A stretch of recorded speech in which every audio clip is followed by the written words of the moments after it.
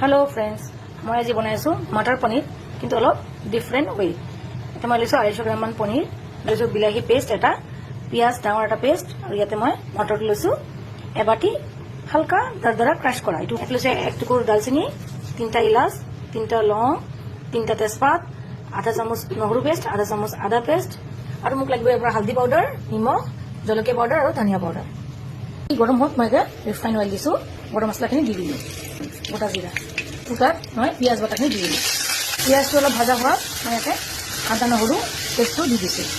আদা নহৰুখিনি অলপখিনি ভাজি এতিয়া মই দিছো বিলাহী পেষ্ট অলপ ভাজি এতিয়া মই দিম মটৰখিনি মই দিছো নিমখ পাউডাৰ হাফ স্পুন এইটো অলপ টাইম লৈ কিনে শুনিব লাগিব